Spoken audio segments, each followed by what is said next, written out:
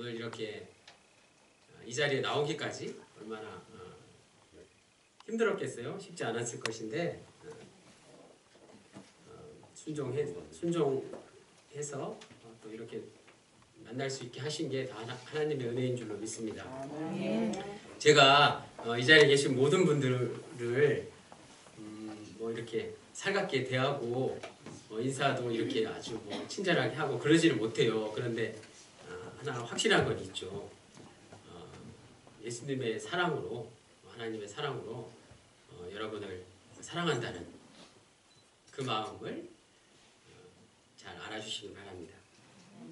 자, 코로나 시대를 우리가 정말 살아가고 있어요. 오늘 코로나 시대를 살아가는 가운데 정말 우리가 너무 이렇게 오랜만에 기쁨으로 또 예배의 형식과 내용을 갖추어서 예배 드리게 되면 정말 너무나도 기쁘게 생각합니다. 코로나 시대에 어떻게 가정에서 대화들을 많이 하시나요? 코로나 시대를 살아가는 어느 부부의 이야기가 있어서 잠시 웃자고 말씀드릴게요. 남편이 먼저 아내에게 이렇게 고백했어요. 코로나 시대에 정말 좋은 게 있다면 아내가 어디 여행 가고 싶다고 안 하는 거래요. 그리고 또 아내가 쇼핑도 안 하고 외식도 안 하고 그냥 집에만 늘 있는 게 얼마나 고마운지 모른다. 그렇게 아내에게 고백을 했습니다.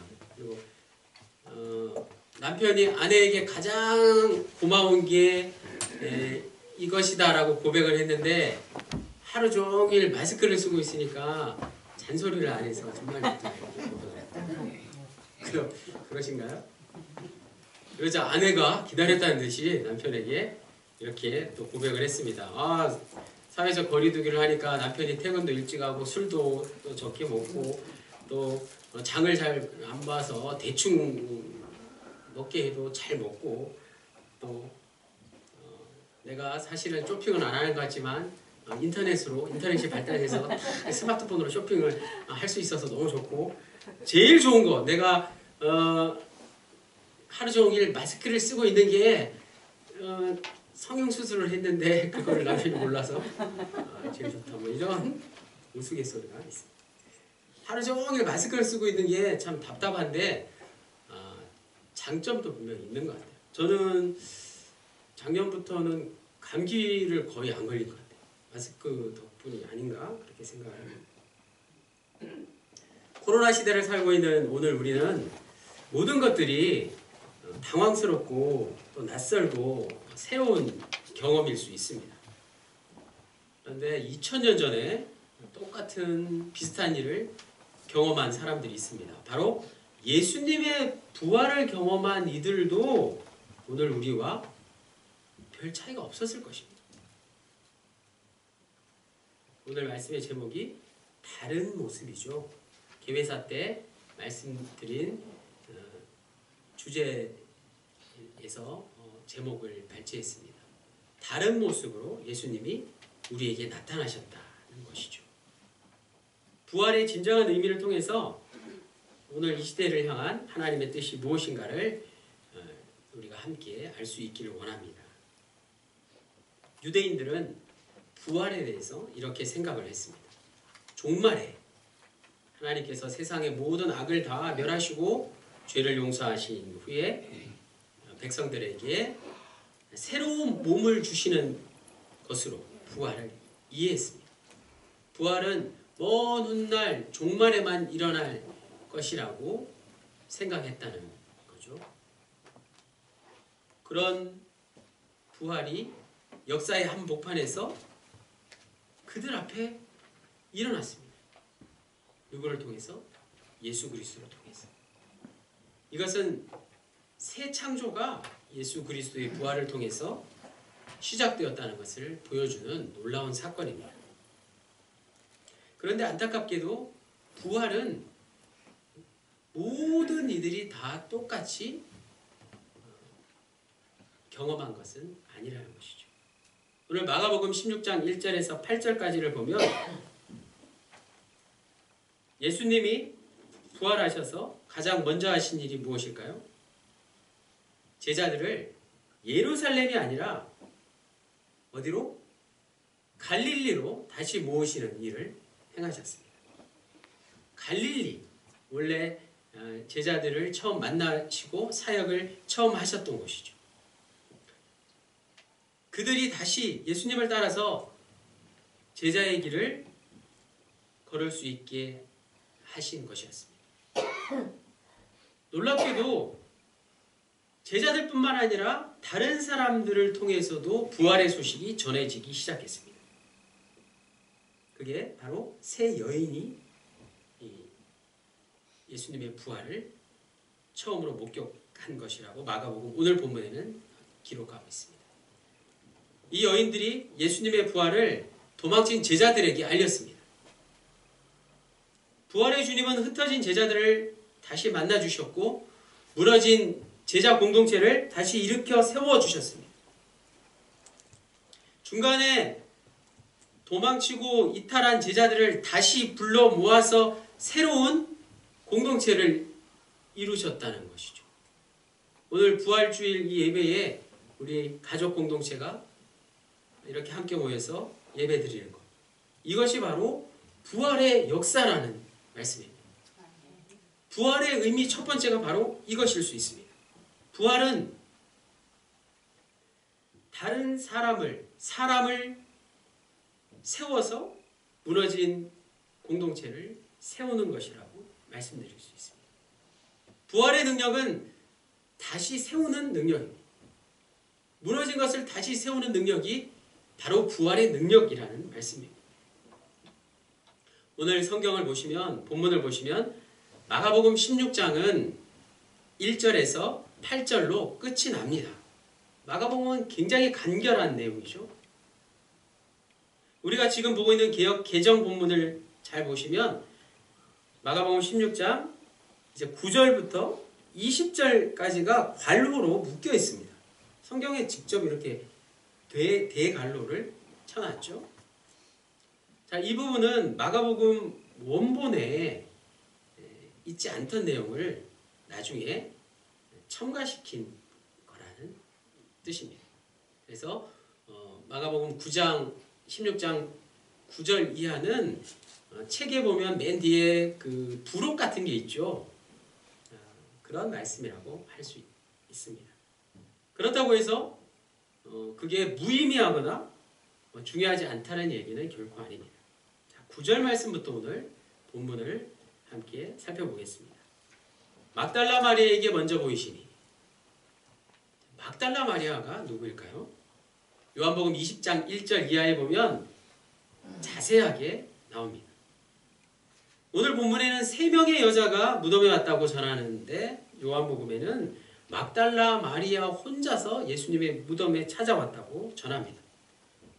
돌문이 열린 것을 보고 마리아는 베드로에게 달려가서 전했고 베드로와 함께 무덤에 다시 와서 살펴보았지만 예수님의 시체를 찾지 못했다고 요한복음에는 기록되어 있습니다. 마리아 혼자 무덤 밖에서 울고 있다가 부활의 주님을 만나는 장면도 있습니다. 청년의 모습을 한 천사가 일방적으로 주님의 부활을 전하고 있는 오늘 본문하고는 달리 예수님하고 막달라 마리아하고 대화를 주고받는 내용이 요한복음에 잘 기록되어 있습니다. 누가복음 8장 2절에 의하면 막달라 마리아는 7 귀신이 들렸다가 예수님에 의해서 자유함을 얻은 그런 여인이었습니다. 이 여인은 예수님을 통해서 자유를 누리게 되었다는 것이죠. 곧 생명을 얻게 되었다는 뜻입니다.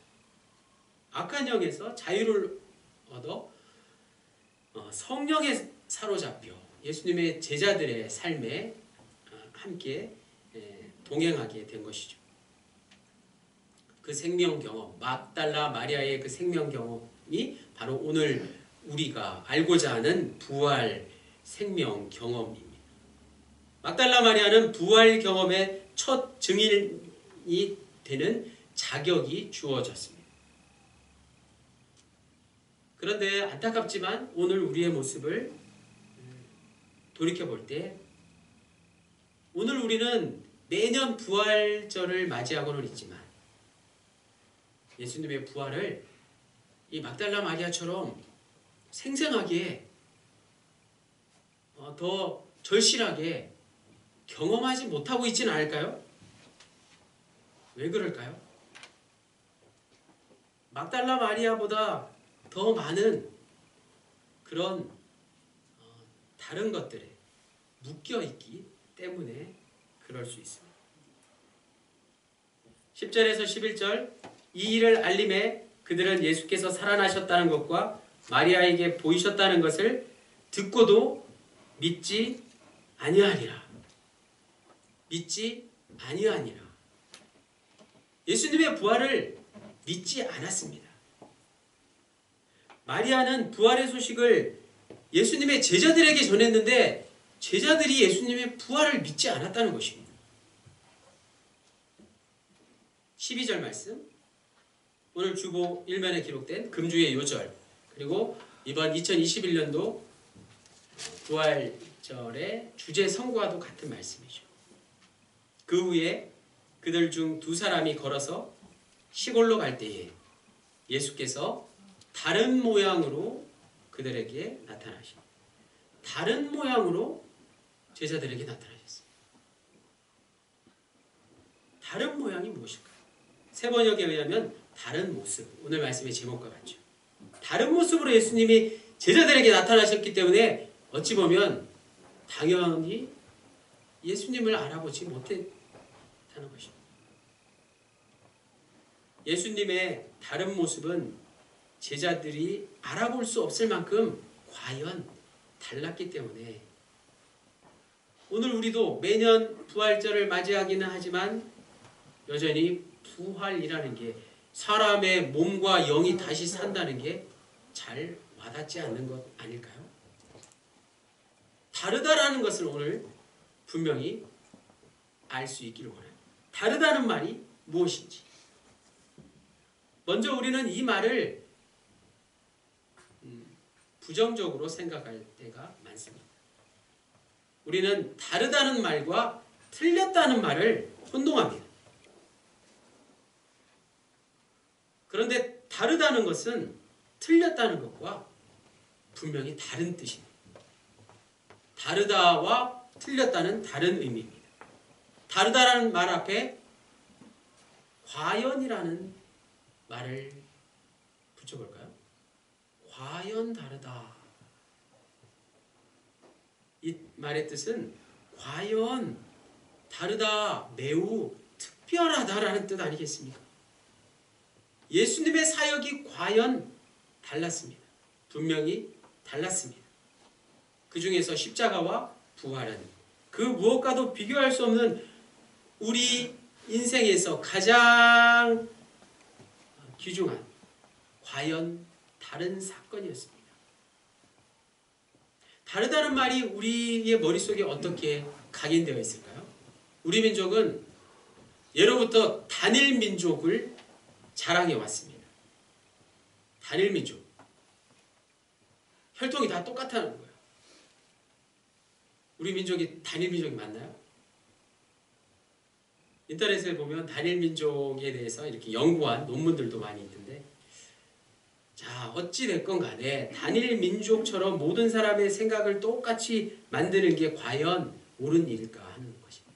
과연 그게 깨끗한 것일까 생각을 해보면 그렇지 않습니다.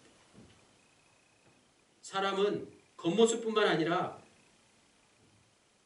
그 속 생각까지 하나로 단일화시키려면 그 사람을 억압하고 통제할 수밖에 없습니다. 다른 사람을 억압하고 통제하는 것만큼 깨끗하지 않는 게 또 어디 있겠습니까? 사람은 모두가 다 다릅니다. 나와 생각이 다른 이들을 우리는 늘 주위에서 볼 수 있습니다. 그것은 나쁜 게 아니죠. 나와 생각이 다르다고 그 사람을 무시할 수 없는 것입니다. 다름을 인정하고 존중하는 것이 그리스도인의 자세 아니겠습니까? 마찬가지 오늘 우리네 신앙도 믿음도 모두 다릅니다. 조금씩 다르기도 하고 많이 다르기도 합니다. 하지만 더 중요한 게 있습니다. 우리네 신앙과 믿음의 목표는 같다는 것이죠.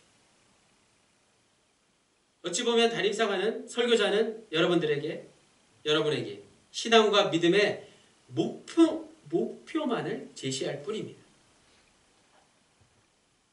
서로의 생각이 다를 수 있지만 서로의 각자의 처지가 다 다르므로 서로를 무시하지 않고 존중하고 궁극적으로 신앙과 믿음의 목표를 한 곳으로 집중해서 그곳을 향해 나아갈 때 우리는 비로소 하나가 될 수 있습니다. 사공이 많으면 배가 산으로 간다 라는 우리가 잘 아는 속담이 있죠. 이 속담은 이제 틀린 말이 될 수 있습니다. 잘 생각해 보십시오.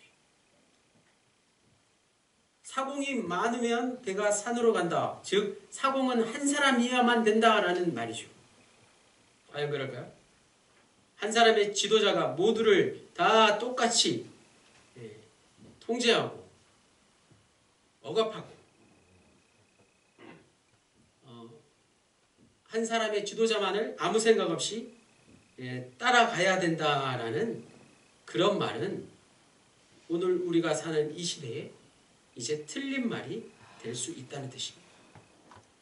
한 사람의 영웅을 따르라는 구시대적인 사고방식은 여전히 한 사람만을 의지하고 한 사람만을 쳐다보게 하는 것이죠. 오늘 사는 현대 사회에서 진정한 리더십이라는 것은 한 사람만의 리더십이 아닙니다. 그래서 학교에서도 요즘 우리 영찬이가 초등학교에 입학했는데 얼마나 제가 초등학교 다닐 때하고는 상상할 수 없는 그런 아주 민주적이고 개방적이고 자유로운 교육 현장이 지금 진행되고 있는지 너무 놀랍습니다. 더 이상 학교장 리더십이 아니라 학교 리더십이 필요한 시대가 되었습니다. 교회도 마찬가지죠. 더 이상 담임사관 리더십이 아니라 영문 리더십이 필요하다는 말씀이에요.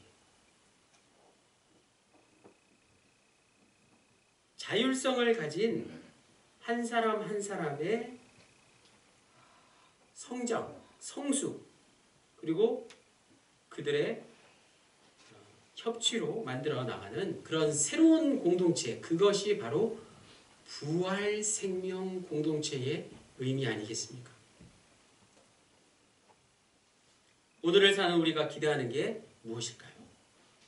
여러분 여전히 신앙생활을 하시면서 무엇을 기대하고 살아가십니까? 오늘 간증을 해주신 우리 부교님 말씀 참 많이 공감하고 많이 우리의 모습을 돌아보게 했습니다. 그런데 우리가 신앙생활을 하면서 기대하고 있는 게 무엇일까 생각해 보니 부활의 주님을 만나기 이전의 제자들의 모습처럼 여전히 성공만을 기대하는 것은 아닐까? 권력을 기대하고 있는 것은 아닐까? 물질만을 기대하고 있는 것은 아닐까? 어떤 보상을 기대하면서 신앙생활을 하고 있는 게 아닐까? 지금 제가 말씀드린 이 네 가지는 다 예전에 우리가 기대하던 것들이어야 합니다. 여지껏 우리가 기대했던 것들을 여전히 앞으로도 기대하며 살아간다면 그건 예수님이 누구신지 아직도 잘 알지 못하는 것입니다. 예수님이 왜 십자가에 달려 죽으셨는지를 아직 잘 모른다는 뜻입니다. 예수님이 왜 나를 구원해 주셨는지를 깨닫지 못한 것입니다. 예수님이 왜 우리를 제자로 부르셨는지 알지 못하는 것입니다. 이 모든 사실을 분명히 알지 못하면 오늘 본문에 나오는 제자들처럼 부활하신 예수님을 알아볼 수 없습니다. 예수님은 부활하셨지만 부활하신 주님을 알아보지 못한다는 뜻입니다. 부활의 주님은 분명 다른 모습으로 제자들에게 나타나셨기 때문입니다.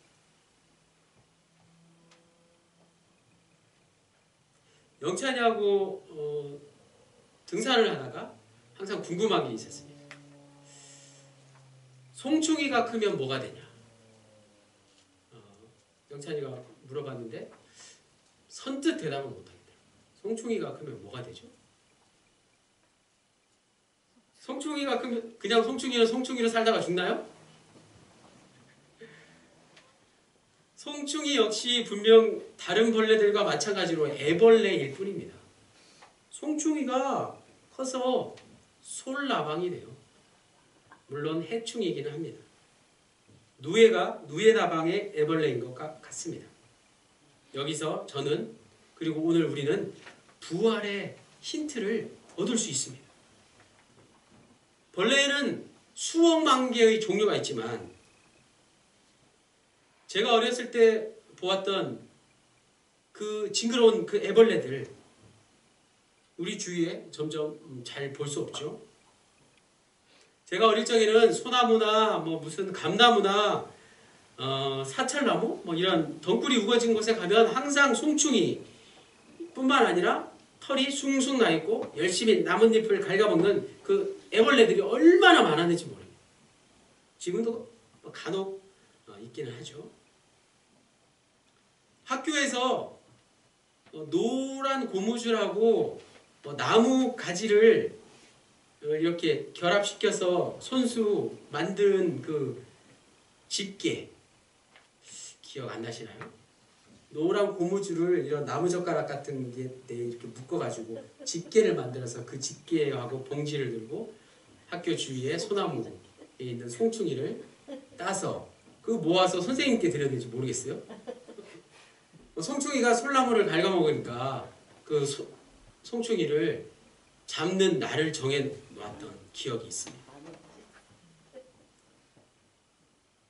자연 속에 애벌레, 송충이를 비롯한 이 모든 애벌레는 고치를 만드는 사실입니다. 애벌레의 맨 마지막이 바로 이 고치예요. 무덤과 같죠.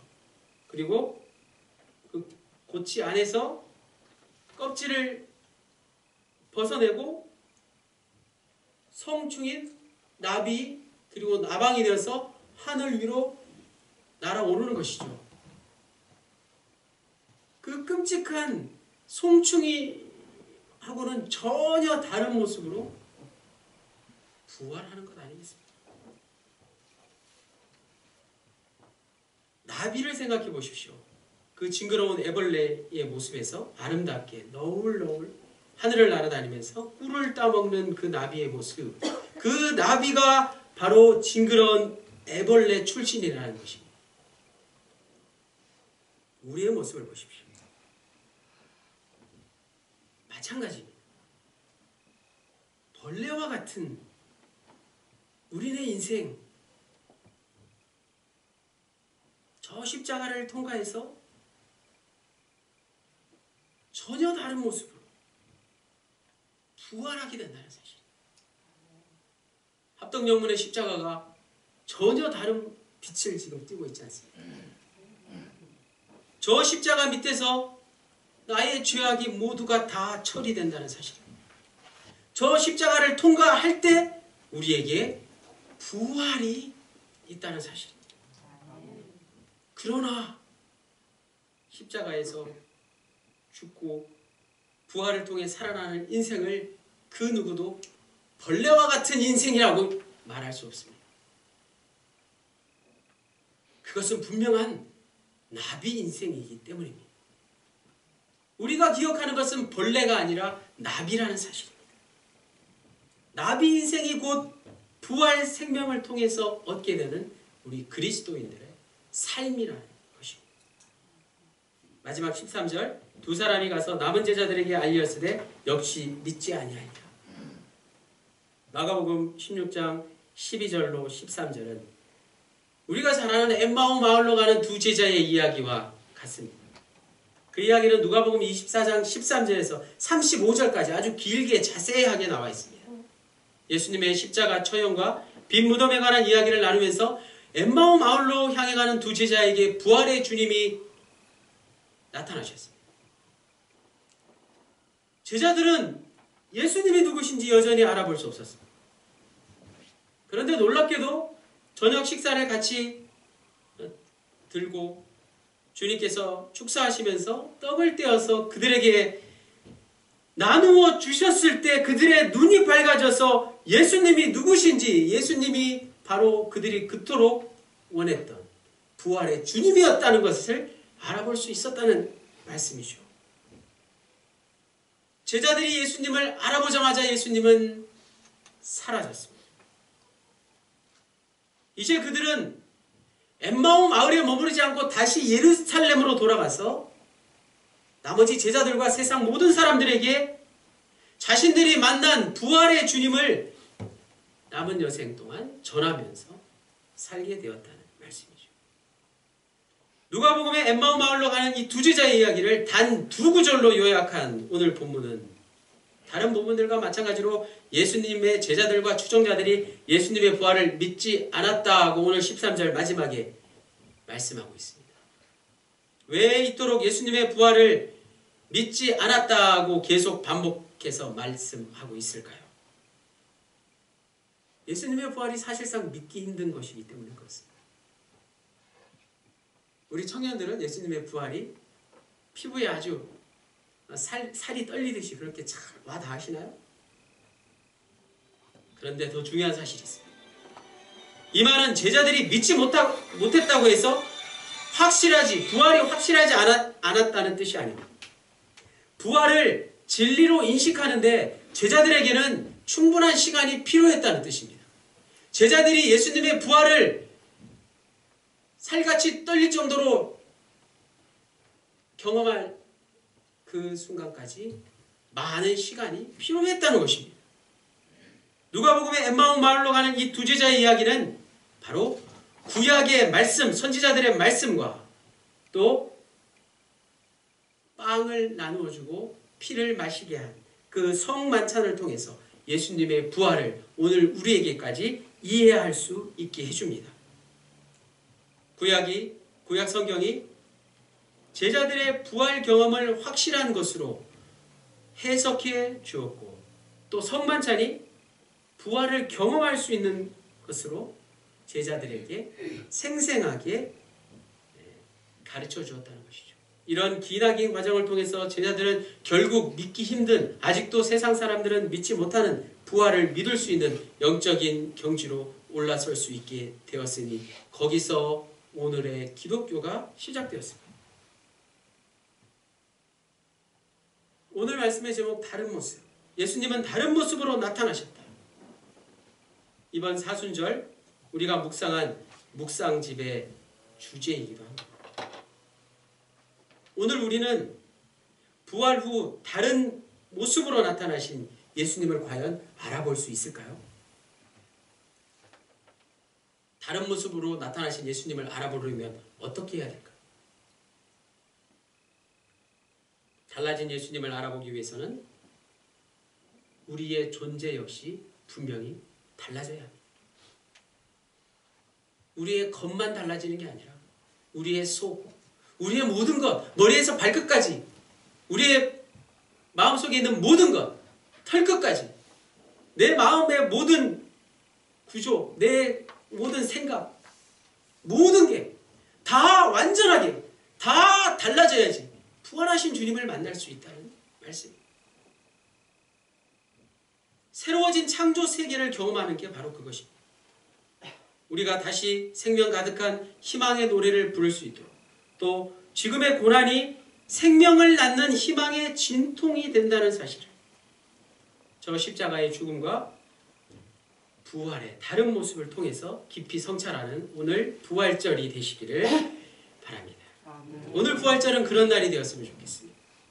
예수 그리스도의 부활이 우리의 희망이 되었으면 좋겠습니다. 그리스도인들의 모습, 즉 나는 모든 이들에게 과연 다른 모습으로 살아가는구나. 다른 모습으로 우리의 남은 인생을 살아가시는 우리 모두가 될 수 있기를 주님의 이름으로 간절히 축원합니다. 기도드리겠습니다. 하나님, 독생자 아들 예수 그리스도를 죽은 자들 가운데서 부활 생명에 이르게 하심으로 오늘 우리가 시련과 절망 속에서도 기쁨과 평안을 잃지 않고 살아갈 수 있습니다. 이 모든 것 우리를 사랑하시는 하나님의 특별한 은혜임을 이 시간 고백합니다. 이 시간 이 자리에 함께한 모든 이들에게 부활 생명이 주어지므로 이전과는 분명 다른 모습으로 이 세상을 살아갈 수 있도록 축복해 주십시오. 부활의 주 예수 그리스도의 이름으로 기도드립니다. 아멘.